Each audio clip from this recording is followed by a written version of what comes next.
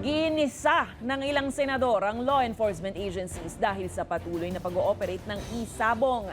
Sa kabila yan ng executive order laban sa mga ito. Ipinakita pa ng mga senador ang aktwal na live feed ng tupada habang nangyayari ang pagdinig. Ang balitang A to Z ni Ace Cruz. Napakainutin nyo sa CICC. Kayo DICT, napakainutin nyo maging NBI. Kinompronta ni Senador Raffy Tulfo ang ilang law enforcement group at agencies sa pagdinig ng Committee on Games and Amusement ukol sa Anti-Online Gambling Act, Miyerkules ng umaga. Ipinakita pa niya ang aktual na live stream ng tupada o iligal na sabong. Ito po yung pinakamalaki. At ang may-ari nito, kingpin na gambling lord sa Central Luzon. Yes, sir. So hindi nyo sa kayang galawin?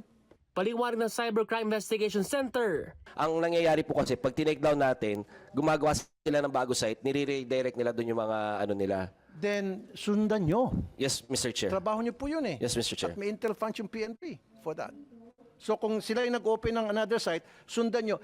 Pinangalanan ni Tulfo ang umano'y mga nasa likod ng iligal na isabong sa Central Luzon na posibleng hindi nahuhuli dahil may mga protektor umano sa gobyerno. Ang sa Region 3 and Region 4, Pineda ang apelyido ng operator niyan. Sa region, sa CAR, Cordillera Autonomous Region, Abra, ang apelyido ay Bernos. Nanindigan ng PAGCOR na bawal pa rin ang isabong sa bisa ng Executive Order No. 9. Wala pong pinagbibigyan pa ng lisensya ang PAGCOR sa online sabong. Ipinagmalaki naman ng PAGCOR na siyang regulator ng mga legal na sugal na may self-exclusion option na sa online gambling sites para sa mga gusto lang tumigil sa pagsusugal, online man o sa mga kasino. Mag-iintay ka ng 1 taon bago ka sulat muli sa akin para himingi na matanggal ka doon sa self-exclusion list. Maski po kumain doon sa property, hindi po pinapayagan, Senator Win.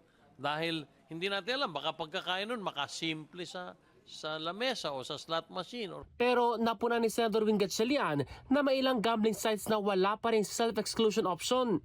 Tiniyak ng PAGCOR na susuriin ang gambling sites na ito kung sumusunod sa mga panuntunan at kung hindi ay maharap ang mga ito sa multa. Para sa Balitang A to Z, Ace Cruz.